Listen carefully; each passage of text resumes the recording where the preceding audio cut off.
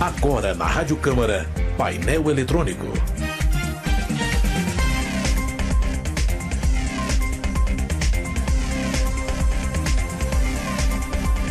Bom dia, hoje é sexta-feira, 1º de julho de 2022. Agora são 8h03 em Brasília. Está começando o painel eletrônico, o Jornal da Manhã da Rádio Câmara. Aqui em Brasília, você pode acompanhar o programa pela frequência 96.9. O painel também é transmitido pela Rede Legislativa de Rádio e por emissoras parceiras de todo o Brasil. Aqui estão as principais notícias da Câmara dos Deputados e do Congresso Nacional, além de entrevistas ao vivo sobre os principais assuntos em discussão no Legislativo. Você pode mandar sua sugestão, pergunta ou comentário pelo e-mail radio@câmara.leg.br. Também temos o WhatsApp 61 99978 9080. O painel também está no YouTube. O endereço é www.câmara.leg.br/YouTube. É possível também acompanhar a gente ao vivo pela nossa página na internet, radio.câmara.leg.br. Procure o painel eletrônico nas redes sociais, Twitter e Facebook, @Rádio Câmara. Estão lá as entrevistas do programa. Eu sou Cláudio Ferreira, agora são exatamente 8h04. Resumo da semana. E vamos saber como foram as discussões e as votações no plenário da Câmara nesta semana.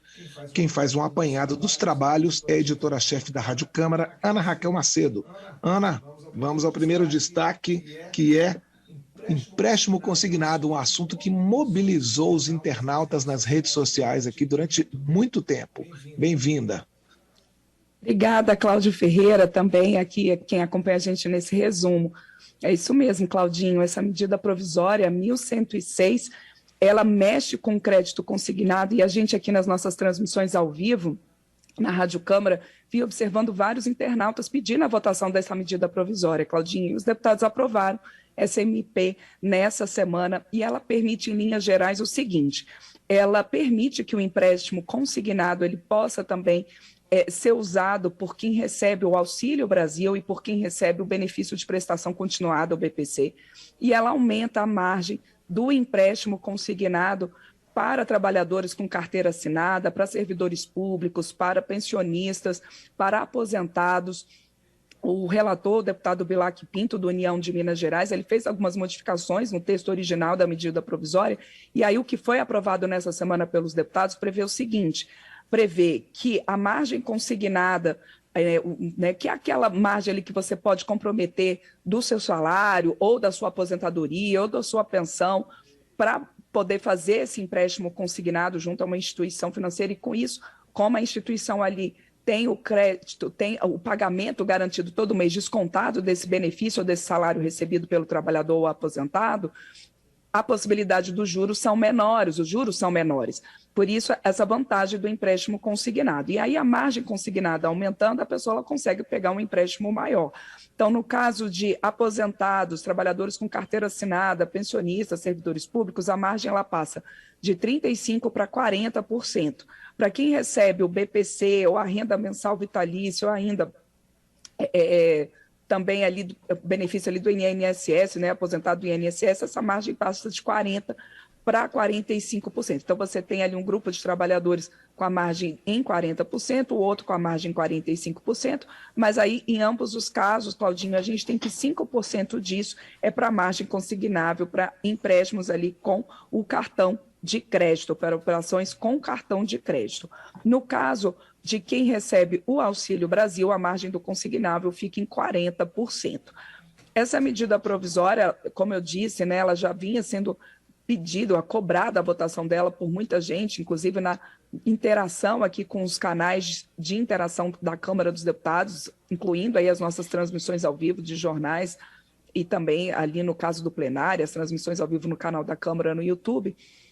Mas houve ali algumas ponderações e algumas críticas de parlamentares, principalmente de oposição, a essa medida, porque com a questão ali, Claudinho, do risco de um superendividamento, de um endividamento ali das famílias, principalmente as famílias mais vulneráveis que recebem o Auxílio Brasil, recebem o BPC, nesse momento de crise econômica. De toda forma, a maioria dos deputados concordou com a medida, concordou com o texto do relator Bilac Pinto, que reforçou essa questão de que o empréstimo consignado ele é uma possibilidade que permite juros mais baixos para quem toma esse crédito. Então, a maioria dos deputados entendeu que era importante aumentar essa margem do consignado e aumentar também a possibilidade de categorias atendidas com esse tipo de empréstimo. Essa medida provisória agora vai para a análise dos senadores, Claudinho.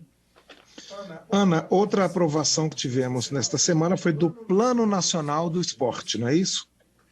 Isso mesmo, esse que é um assunto que já vem sendo discutido há um tempo no Congresso, o governo também mandou um texto para cá, e aí essa proposta que foi relatada pelo deputado Afonso Ram, do PP do Rio Grande do Sul, ela é, inclusive, uma questão que ele colocou, Claudinho, em plenário, que originalmente o nome seria Plano Nacional do Desporto, e ele mudou, inclusive, essa questão para ficar Plano Nacional do Esporte. E o deputado Afonso Ram, ele falou em plenário isso, que todo mundo conhece como esporte, é algo da vida das pessoas, então tornar isso mais próximo das pessoas. E o grande foco, o principal foco que a gente pode dizer dessa proposta aprovada pelos deputados nessa semana, do Plano Nacional do Esporte, é o esporte ali nas escolas, o esporte na educação básica, o esporte como importante no crescimento de crianças e jovens, de uma saúde de crianças e jovens. Então, esse foco na educação física. Uma das metas do Plano Nacional do Esporte, aprovado pelos deputados nessa semana, é que você tenha pelo menos 3 vezes por semana aulas de educação física ali nas escolas, na educação básica.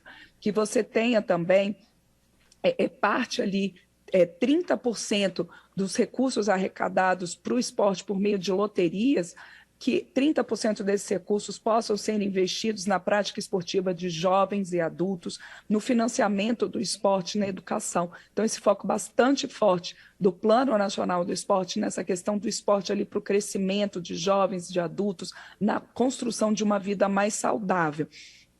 Também outra meta aprovada nesse Plano Nacional do Esporte, outra meta colocada, é que você tenha ali pelo menos 80% das escolas do país com infraestrutura destinada ao esporte, por exemplo, quadras esportivas, que as crianças, que os jovens possam ter essa estrutura mínima para suas aulas de educação física, para o seu incentivo. Prevê que continue, por esse plano, prevê que continue, então, esse financiamento, como eu disse, a partir de loterias, de concursos de prognóstico, direcionado ao esporte, um recurso ali de 3,53% da arrecadação dessas loterias, e aí, como eu disse, também com percentual já voltado ali ao esporte de jovens e adultos e também ao financiamento do esporte na educação. Mas não só isso, o Plano Nacional do Esporte também prevê, Claudinho, que você tem um incentivo ao esporte de alto rendimento, e que aí, entre as metas, está, por exemplo, que 70% dos esportes praticados no país sejam classificados para os Jogos Olímpicos, que você tem o Brasil, pelo menos nos próximos 10 anos, entre os 10 primeiros colocados nos Jogos Paralímpicos e entre os 3 primeiros colocados nos Jogos Militares. O Plano Nacional do Esporte, ele foi aprovado ali pelo plenário, né, com vários deputados elogiando essa questão, e agora ele vai para a análise do Senado. Que bom, o esporte é um tema que sempre agrega as diferentes correntes políticas, os diferentes deputados desta casa. A gente teve também ontem, nessa quinta-feira, né, a aprovação do Dia da Paternidade Responsável. Eu gostaria que você explicasse um pouco o que é isso e também de acordos internacionais dessa semana. Isso mesmo, Claudinha. Esse dia, né, da paternidade responsável, se aprovado, foi aprovado pelos deputados, agora vai para o Senado, terminando a conclusão da votação pelo Congresso, é aprovado o dia 14 de agosto, fica como Dia Nacional da Conscientização sobre a Paternidade Responsável. Essa foi uma proposta encaminhada pelo governo ao Congresso, numa expectativa, Claudinho, de mostrar exatamente isso, do papel importante de pais e também de mães na criação de seus filhos, por isso a paternidade responsável. Então, o objetivo ali colocado na exposição de motivos, todo projeto ele chega ao Congresso com uma exposição de motivos, ou é apresentado pelos deputados também como exposição de motivos, que é a explicação, por que está se apresentando esse projeto. E nessa exposição de motivos que o governo encaminhou ao Congresso para essa proposta, o governo coloca que o objetivo é conscientizar a sociedade a respeito dos direitos, deveres e obrigações de ordem material, social, moral e afetiva que decorre, então, dos vínculos entre pais e filhos.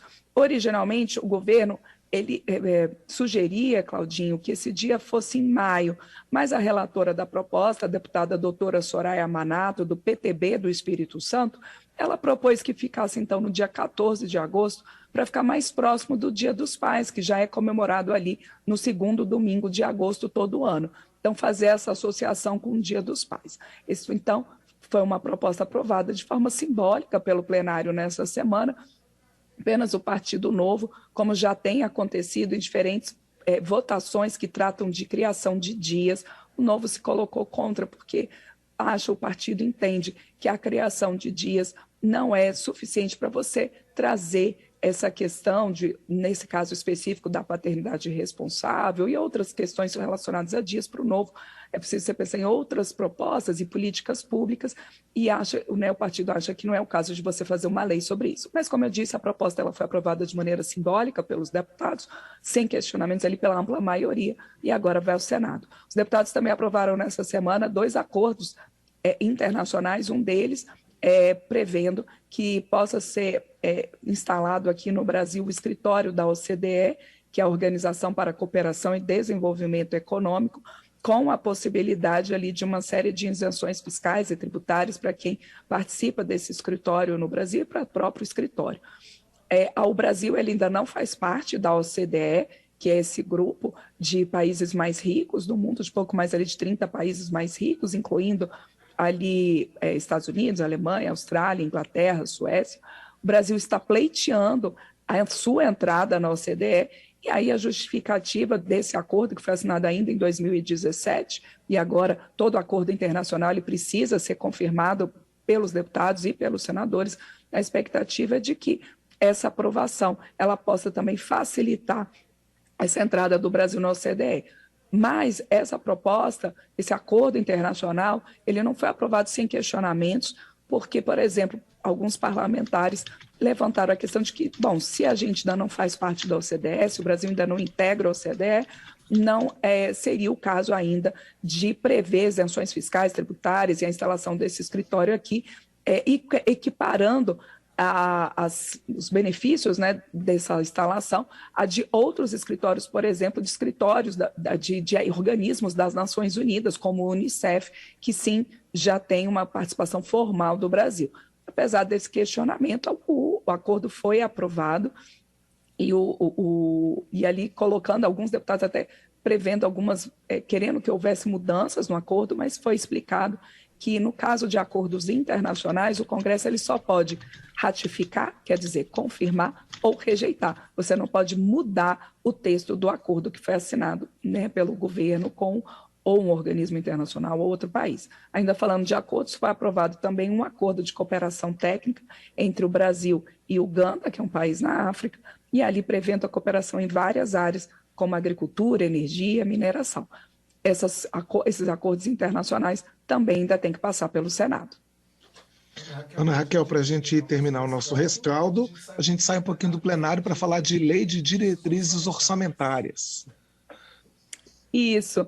A gente estou trazendo aqui, né, Claudinha, a gente pode comentar um pouquinho da lei de diretrizes orçamentárias, porque foi aprovada nessa semana na Comissão Mista de Orçamento a proposta de lei de diretrizes orçamentárias, a LDO, como a gente fala aqui no jargão legislativo. A LDO ela prevê as expectativas, as metas, o planejamento do governo para o próximo ano e direcionando, colocando ali as diretrizes para o projeto orçamentário, que aí sim, o projeto orçamentário que é apresentado em agosto para a votação no segundo semestre pelo Congresso, ele prevê o que vai ser gasto e o que é a expectativa de arrecadação em cada área, em cada política pública.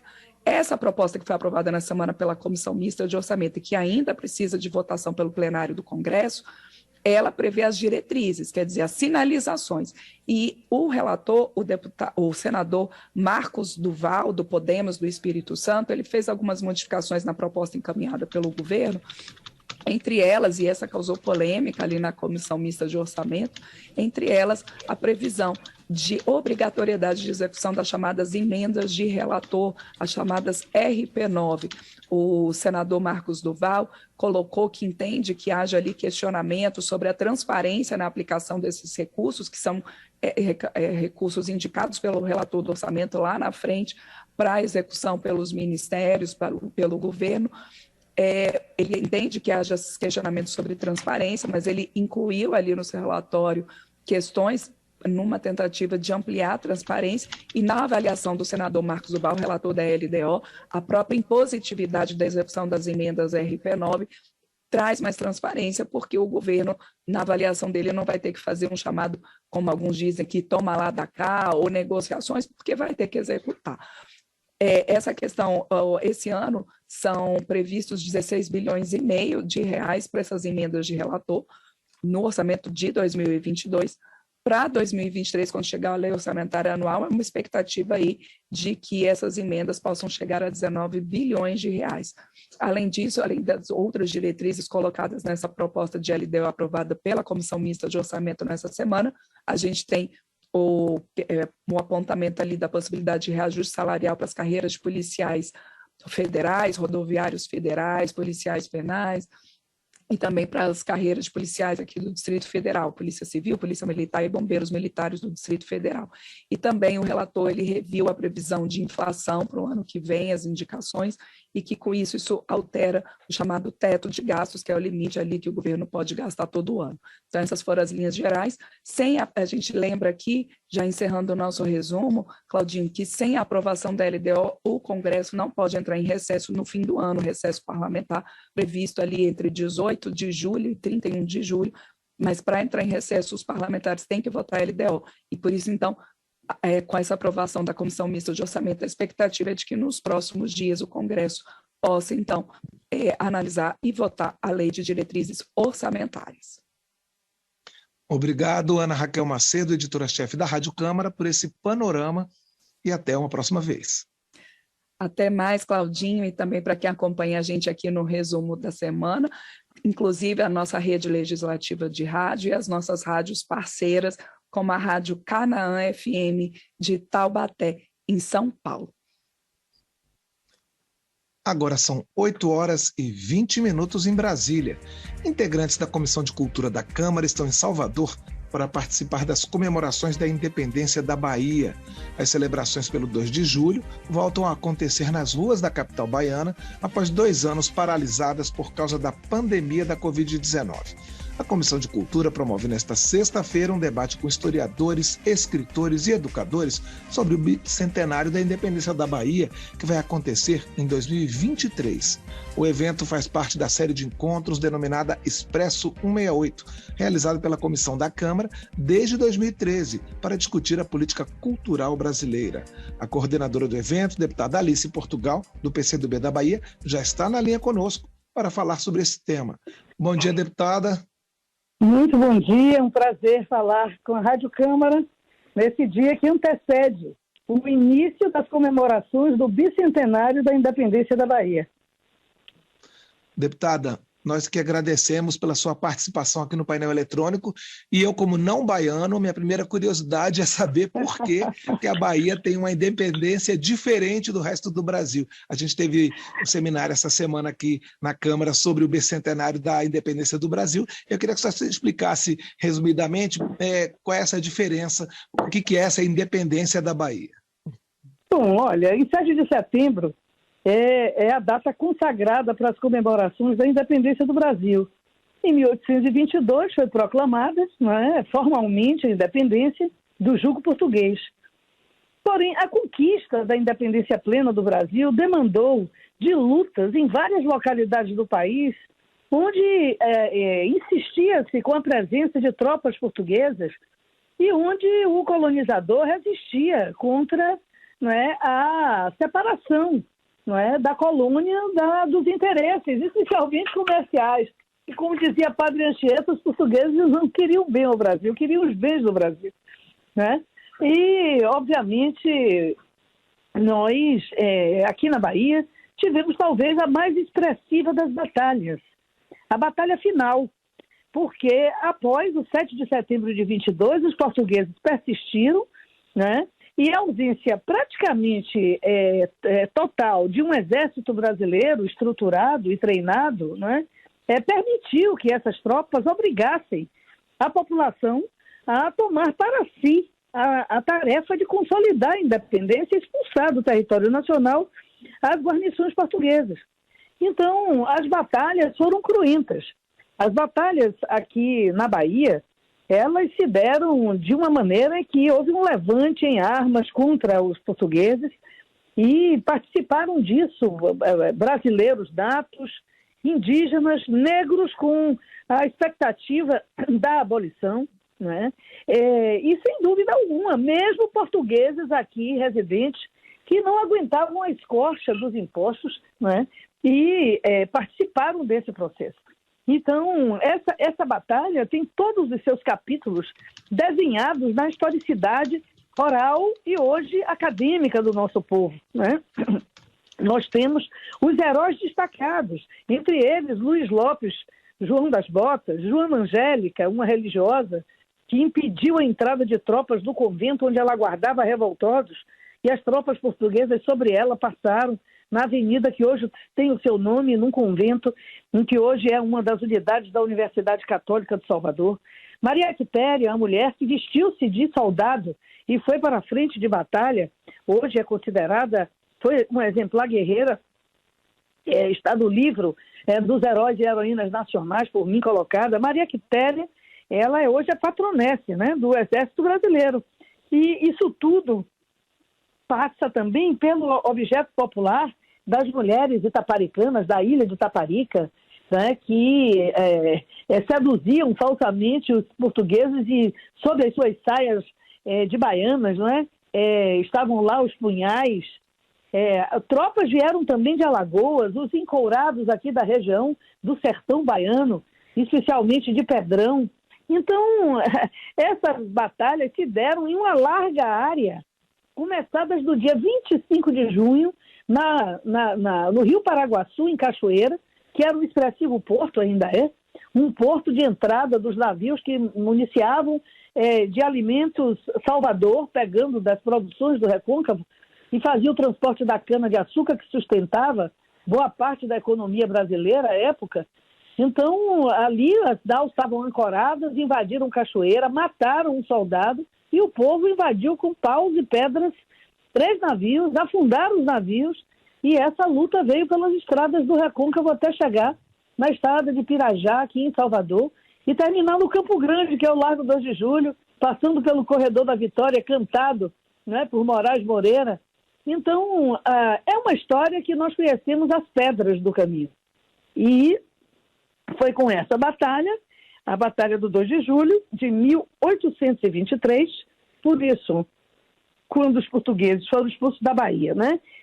Efetivamente, já se passava quase um ano da declaração formal da independência. Por isso, nós hoje iniciamos. Quando está se comemorando o bicentenário do 7 de setembro, nós estamos iniciando as comemorações do bicentenário do 2 de julho, né? Então, tem, portanto, um significado precioso para o povo brasileiro. É a data da consolidação da independência. Através de uma lei, né, 12.819, eu consegui elevar o 2 de julho à condição de data nacional, né? Foi publicado no dia 12 de julho, foi publicado no dia 2 de julho, né, e de 16, e efetivamente hoje é uma lei. O 2 de julho é uma data nacional, não é feriado, mas é uma data nacional, só que precisa ir para os livros de história das escolas brasileiras. É preciso que o próprio território baiano se aproprie dessa luta que se deu basicamente entre o Recôncavo e o sertão da Bahia, e efetivamente se dê conhecimento que a independência não foi algo pacífico apenas na retirada dos laços dos soldados às margens do rio Ipiranga. Ela precisou de muita luta e, infelizmente, sangue de brasileiros, natos, negros, índios, não é, que se levantaram contra o jugo português. Deputada Alice, e como é que são essas comemorações? Como é que, habitualmente, que tipo de evento que se faz na Bahia para homenagear essa data? E qual é a expectativa depois de 2 anos sem ter essa festa? Pois bem, é o evento mais querido do nosso povo. A população vai às ruas, mais do que do 7 de setembro, que é uma parada militar praticamente, escolar. Aqui a população vai às ruas com as cores da bandeira da Bahia, azul, vermelho e branca, e com as cores da bandeira brasileira. Desculpe. E atravessam parte do caminho. Então, nós temos 2 símbolos da independência, que são os caboclos, né? Um índio e uma índia em carros ricamente ornamentados há 2 séculos. E esses carros ficam guardados num galpão em Pirajá, onde a batalha mais cruenta se deu.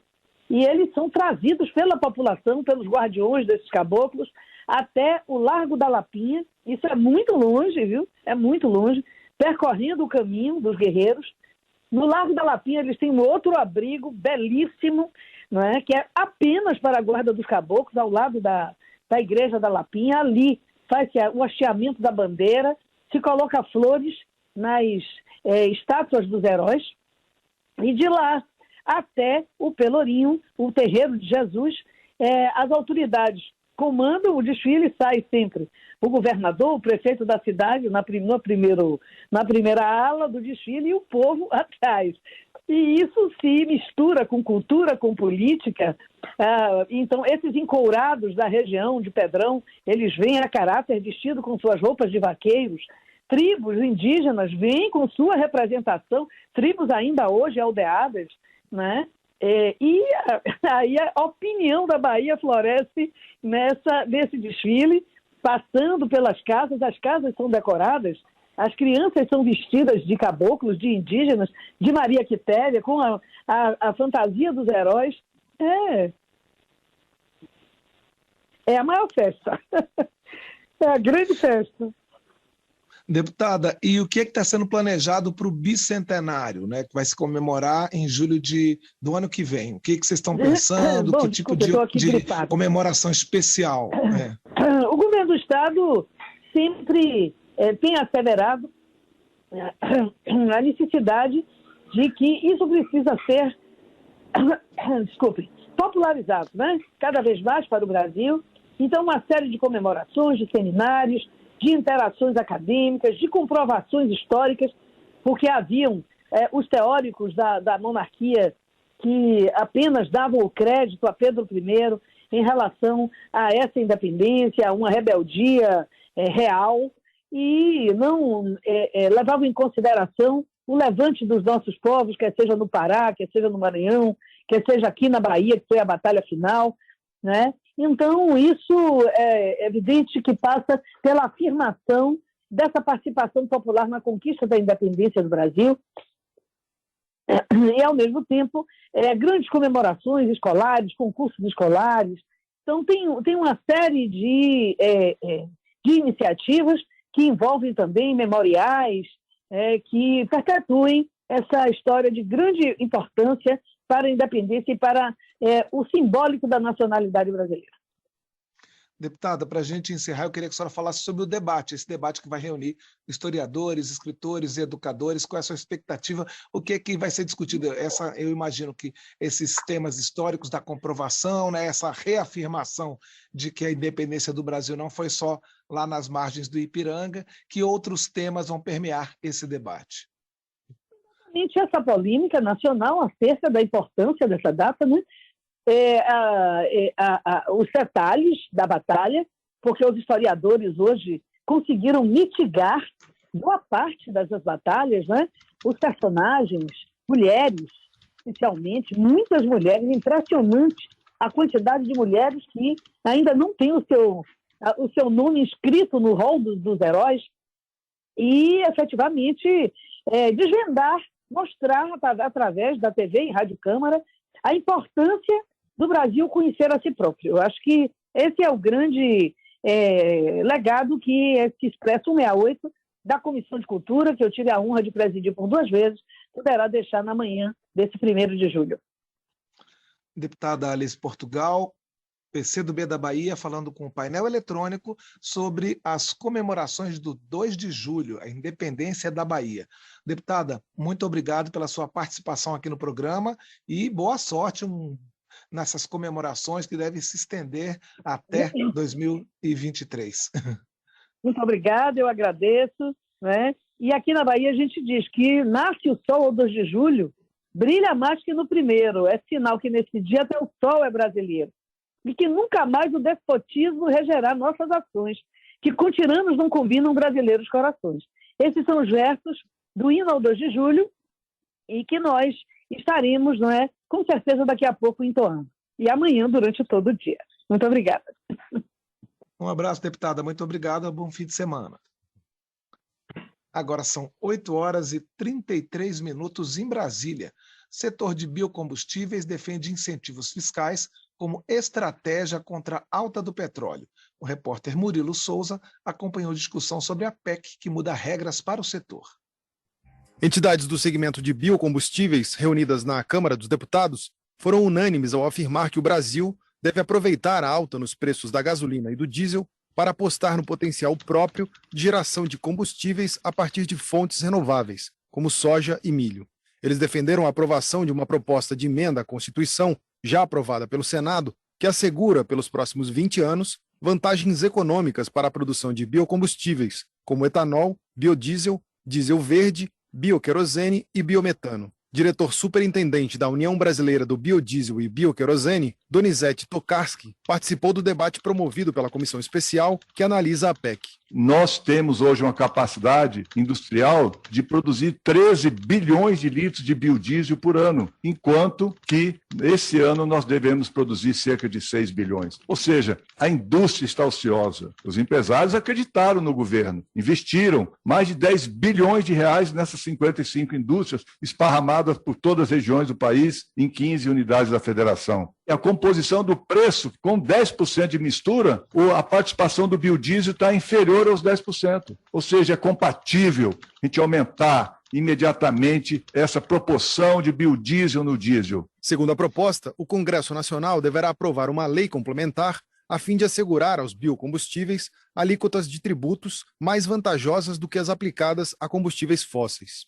Representando a Confederação Nacional dos Trabalhadores Rurais e Agricultores Familiares, a CONTAG, Eugênio Zanetti aproveitou a reunião para defender a manutenção do programa Selo Biocombustível Social, que garante ao produtor de biodiesel que compra matéria-prima de agricultores familiares alíquotas de PIS/PASEP e COFINS diferenciadas. Soja, a gente sempre se remete, né, a grandes propriedades. A agricultura familiar aqui do Rio Grande do Sul tem produzido muito soja, tem revertido ali em biodiesel também, e os agricultores aí com a adoção do selo conseguindo ali um importante incremento na renda familiar. O relator da proposta, deputado Danilo Forte, do União, do Ceará, concorda com a ideia de que a atual crise dos combustíveis deve ser vista como oportunidade. O Brasil se encontra na busca de uma solução de um problema que não foi gerado por nós, mas que gera uma oportunidade, inclusive de mostrar ao mundo que nós somos capazes de construir alternativas e dar ao Brasil um novo segmento para a economia e para a política energética. A comissão especial que analisa a proposta de emenda à Constituição, que busca estimular a competitividade dos biocombustíveis em relação aos derivados de petróleo, deverá voltar a se reunir na próxima terça-feira. Da Rádio Câmara de Brasília, Murilo Souza. Parlamentares, empresas, consumidores e prefeituras querem a participação federal no financiamento do transporte coletivo urbano. Os diferentes setores concordam que os custos do sistema não podem ser financiados apenas pela tarifa. Os detalhes com Noelle Nobre. Participantes de uma audiência que discutiu medidas de socorro ao transporte coletivo urbano defenderam a garantia de orçamento federal para o setor. O entendimento de representantes de empresas, consumidores e prefeituras é que, ainda que a mobilidade urbana seja uma responsabilidade do município, o governo federal deve participar do financiamento do setor. O assunto foi discutido na Comissão de Viação e Transportes da Câmara, a pedido do deputado Elias Vaz, do PSB de Goiás. A maioria das gestões entende como um problema entre empresa e usuários. Isso não é um problema do empresa e usuários, é um problema de uma lógica de mobilidade urbana, é um problema de uma lógica de uma construção do ordenamento das metrópoles, das cidades de uma forma geral. Os debatedores relataram décadas de abandono do setor, situação agravada pela pandemia de Covid-19. Dados da Associação Nacional das Empresas de Transportes Urbanos apontam para um desequilíbrio de quase 28 bilhões de reais entre o custo e a receita auferida pelo setor de transporte coletivo urbano em abril deste ano. Além disso, desde o início da pandemia, foram perdidos quase 90 mil postos de trabalho nas empresas, ou 22% de toda a mão de obra existente no setor em dezembro de 2019. Marcos Bicalho dos Santos, da NTU, é da opinião que os custos dos sistemas de transportes não devem ser financiados pela tarifa cobrada do usuário. Isso porque, se a demanda cai, mas a oferta não cai, o diferencial entre custo e receita se acumula e afeta a qualidade do serviço. Essa qualidade hoje ela está totalmente engessada e presa, né, pelos preços, né, das tarifas públicas. Então, na medida em que a gente tem uma tarifa pública que tem que ser módica, porque a população usuária tem uma determinada capacidade de pagamento. Então, essa tarifa acaba condicionando toda a qualidade da prestação desse serviço público. À medida que a gente consegue separar essas duas tarifas, o órgão público, gestor do serviço, vai ter uma capacidade muito maior para estabelecer um nível de qualidade que ele suporta, evidentemente, pagar. Na avaliação do prefeito de Porto Alegre e vice-presidente de Mobilidade Urbana da Frente Nacional dos Prefeitos, Sebastião Melo, o setor precisa de um financiamento perene. É o BNDES, é o BNDES. Não se faz metrô com dinheiro de IPTU. Não se compra VLT, BRT com dinheiro de ISS. Os países capitalistas, socialistas, comunistas, todos eles botam dinheiro porque só a receita tarifária não dá conta. Também Rafael Calabria, do IDEC, o Instituto Brasileiro de Defesa do Consumidor, defendeu um financiamento estrutural não tarifário do setor. Ele argumentou, entre outros pontos, que o transporte coletivo supera limites municipais, o que demandaria, além de modelos regionais, apoio técnico federal às pequenas cidades. Vários projetos de lei em análise no Congresso sobre o assunto foram citados na audiência. Um deles institui o programa Vale Transporte Social, a fim de assegurar transporte público coletivo gratuito à população de baixa renda e aos desempregados. Municípios poderão firmar contratos com a União, responsável pelo programa previsto no projeto. Da Rádio Câmara de Brasília, Noelle Nobre. Agora em Brasília são 8h40. A gente teve há pouco tempo aqui no painel eletrônico uma entrevista com a deputada Alice Portugal, do PCdoB da Bahia, sobre as comemorações da independência da Bahia.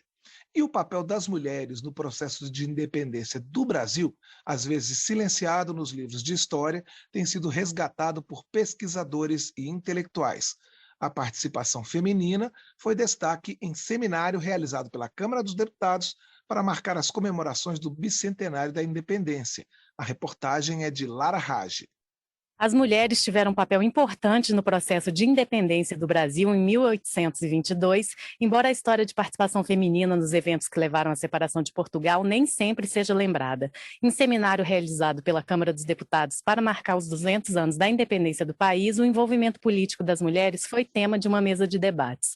A deputada Soraya Santos, do PL do Rio de Janeiro, ressaltou a importância de tirar as mulheres da invisibilidade no processo da independência, especialmente da imperatriz Leopoldina, primeira esposa do imperador Dom Pedro I. Nós estamos falando de uma mulher que morreu aos 29 anos, que foi responsável, dentro da missão assumida no seu casamento, ela foi responsável de compartilhar bagagem cultural, conhecimento geopolítico. E, ao mesmo tempo que ela partilhava isso como uma grande missão, ela era calada por essa missão. Para a parlamentar, é preciso revisitar a biografia de Dona Leopoldina para incluir um olhar sobre a sua estratégia política. Ela disse ainda que a história desmistifica a ideia de que mulheres não gostam de política.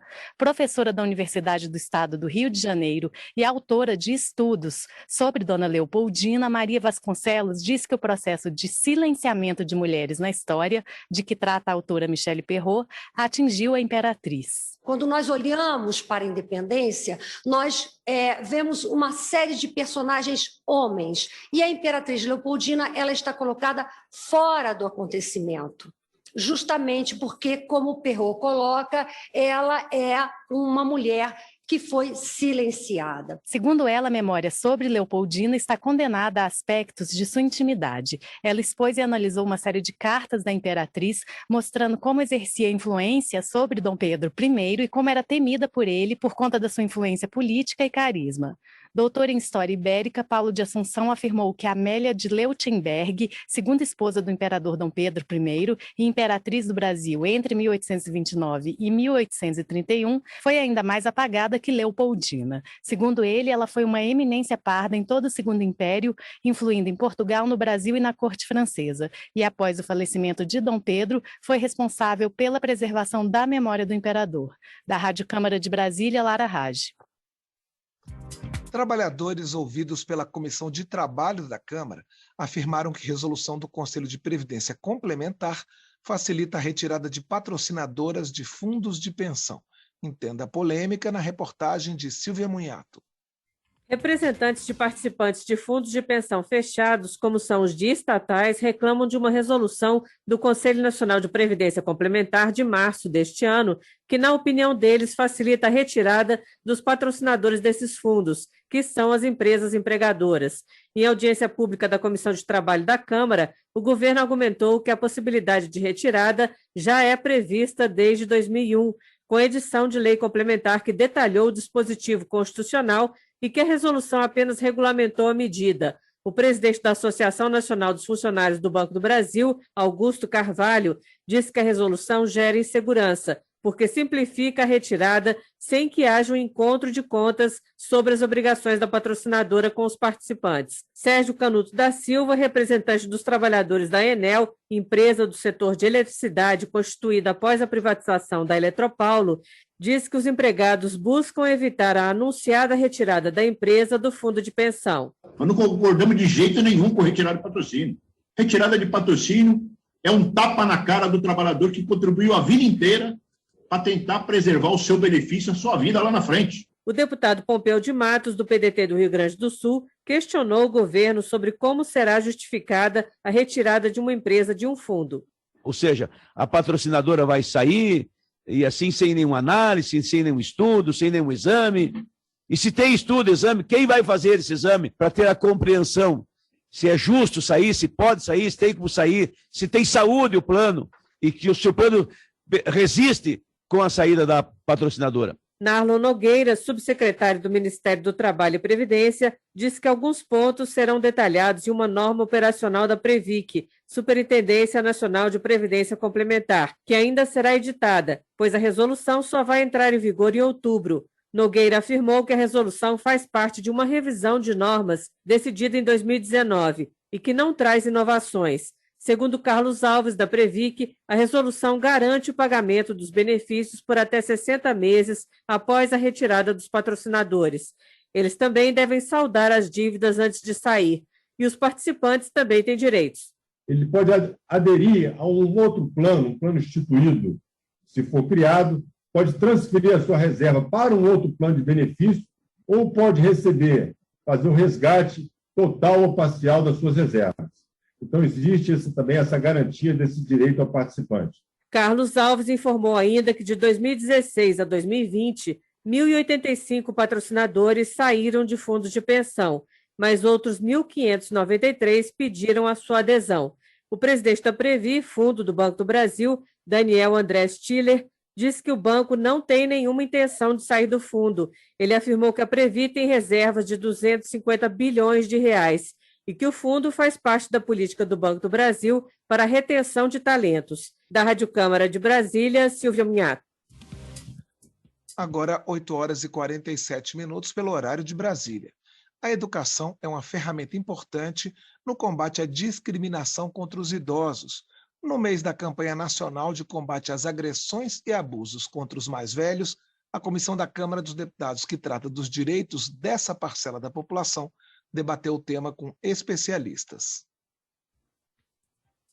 O etarismo ou a discriminação às pessoas mais velhas por causa da idade piorou durante a pandemia do coronavírus. A afirmação é de especialistas reunidos pela Comissão de Defesa dos Direitos da Pessoa Idosa da Câmara, que colocam esse preconceito dentro de um quadro de violência contra os idosos. O debate foi feito em alusão ao 15 de junho, um dia internacional de conscientização sobre a violência que atinge essa parcela da população. E lembrou também o Junho Violeta, campanha nacional de combate às agressões e abusos que tem os maiores de 60 anos como vítimas. O promotor de justiça Alexandre Alcântara, do Ministério Público do Ceará, mostrou um aumento de 81% nos registros de violência contra idosos no Disque 100, canal de denúncias do governo federal, neste período de crise sanitária. O representante da Organização Pan-Americana de Saúde, Ariel Karolinski, lembrou que até 2030 estamos na década internacional do envelhecimento saudável, uma oportunidade de combater a violência contra o idoso. Ele acrescentou que, embora o envelhecimento da população brasileira seja mais acelerado que o dos países vizinhos, há uma prioridade baixa nas políticas públicas para os idosos. Os especialistas sugeriram a educação como a principal ferramenta contra o preconceito. O geriatra Alexandre Kalash prefere chamar a discriminação contra os mais velhos de idadismo e afirma que ela é reforçada pelas desigualdades sociais do país. Ele citou políticas públicas que perpetuam um viés negativo e estereotipado da velhice, assim como a infantilização na comunicação com o idoso.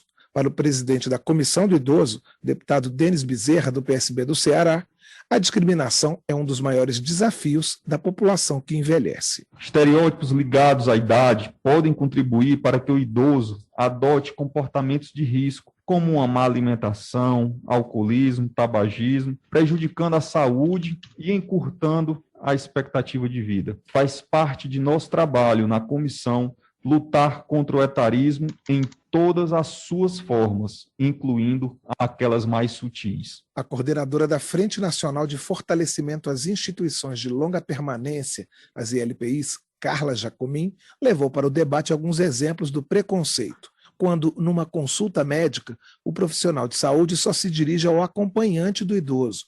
No supermercado, quando o cliente mais velho ouve reclamações porque é lento. No cotidiano, ao ser taxado de ignorante pela falta de habilidade com o celular. Quando eu falo que um preto é um preto de alma branca, eu estou sendo absolutamente racista. Quando eu falo que um velho é um velho de espírito jovem, eu estou fazendo exatamente a mesma coisa, mas eu acho que eu estou valorizando ele.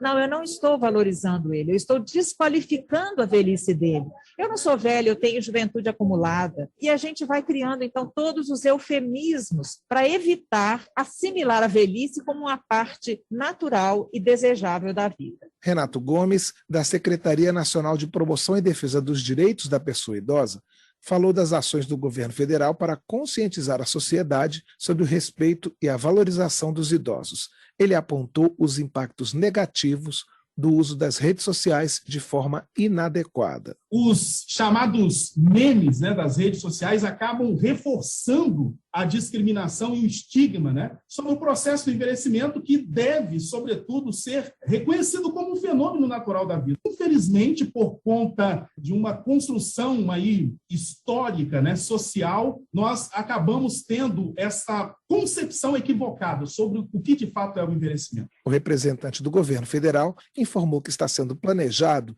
um guia de boas práticas intergeracionais, direcionado aos gestores municipais. Ele também recomendou como material de combate ao etarismo a cartilha Quem Nunca, lançada pelo Tribunal de Justiça do Distrito Federal. Da Rádio Câmara de Brasília, Cláudio Ferreira. A Comissão de Constituição e Justiça da Câmara aprovou a possibilidade de desconto de honorário advocatício diretamente de benefício previdenciário em processo administrativo. Entendo que pode mudar na reportagem de Paula Bittar.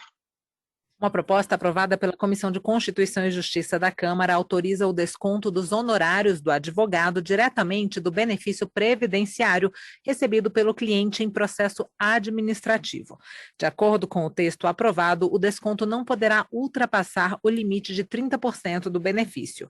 Atualmente, a Lei de Benefícios da Previdência Social não prevê o desconto direto dos honorários como consequência de decisão administrativa favorável ao segurado.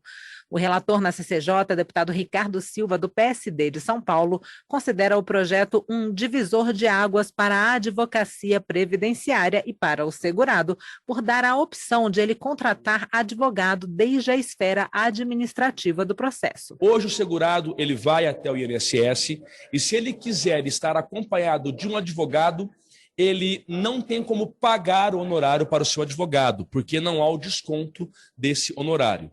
Na prática, o que acontece? Os advogados judicializam tudo, porque como eles não vão receber, eles não se interessam em buscar resolver já na via administrativa, já vão direto para o judiciário, porque lá os advogados ganham o honorário que é justo devido pelo trabalho. A proposta que autoriza o desconto dos honorários do advogado diretamente do benefício previdenciário recebido pelo cliente em processo administrativo foi analisada em caráter conclusivo e, portanto, poderá seguir para o Senado, a não ser que haja recurso para votação pelo plenário. Da Rádio Câmara, de Brasília, Paula Bittar.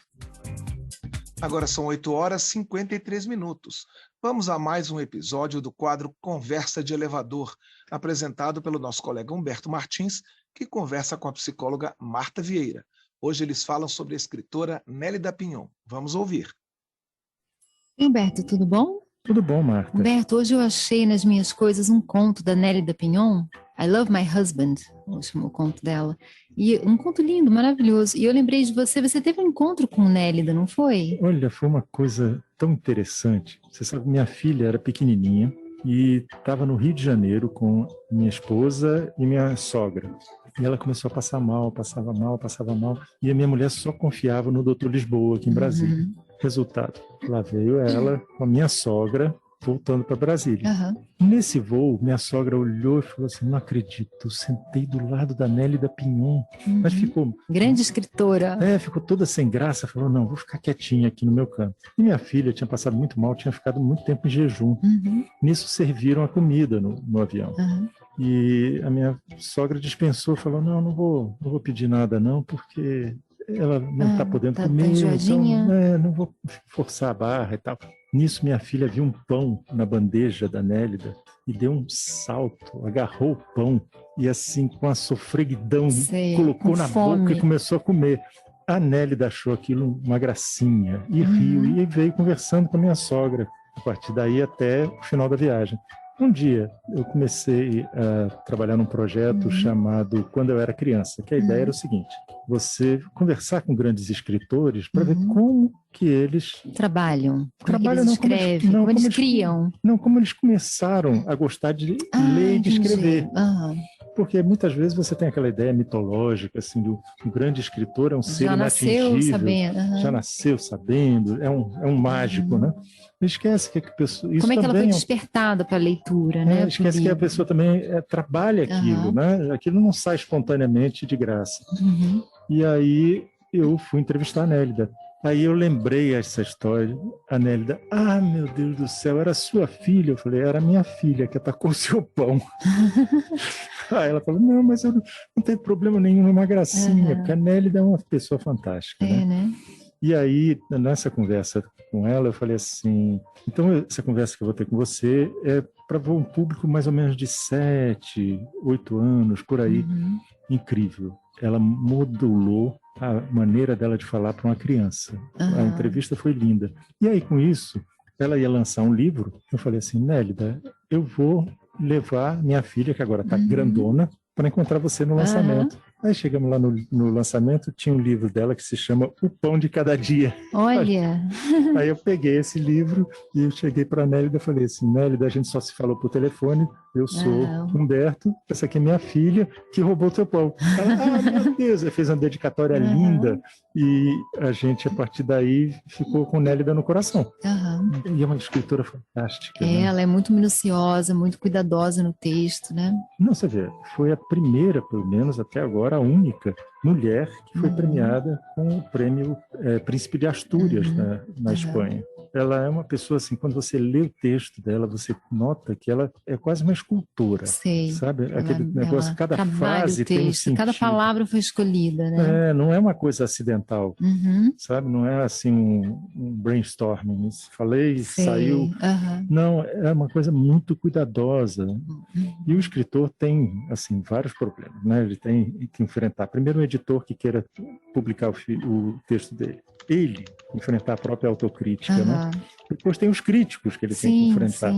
E depois o próprio leitor. E ela consegue transformar a gente como leitor em parceiro dela. Eu acho muito bonito isso. Criar uma cumplicidade com o leitor? É, uma coisa muito bonita. Mas eu percebo quando você fala dela que você é muito encantado assim, com o ser humano mesmo que ela é, né, Humberto? Ela é fantástica. Eu acho assim, uma pessoa maravilhosa. Ela te conquistou, né? Com certeza. E é fácil. E uma mulher forte. Assim, ela foi presidente da Academia Brasileira de Letras. Né? E é uma pessoa que está sempre antenada com aquilo que está em volta. Sei, presta atenção. E parece que é uma pessoa muito doce também, né? Forte, mas doce, né? Tem uma história de um cachorrinho que ela teve, que ela não foi para Portugal, cancelou a viagem dela para Portugal, porque sabia que o cachorrinho não ia topar mansamente, né? Tranquilamente na viagem.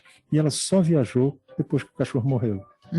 E esse cachorro, ela disse que foi importantíssimo na vida dela para descobrir, para sensibilizá-la com relação aos animais. Então, quer dizer, é uma pessoa que está sempre ligada com a realidade. Sempre aprendendo, né? Pois e fica a dica aí para os leitores, né? Ler Nélida Pinhon, uma escritora brasileira maravilhosa, que tem uma obra vasta e interessante, né? O brasileiro precisa valorizar mais seus escritores, né, Humberto? Com certeza. E é uma escritora, assim, sabe, uma escritora que não envelhece? É uma coisa fantástica. O texto eterno.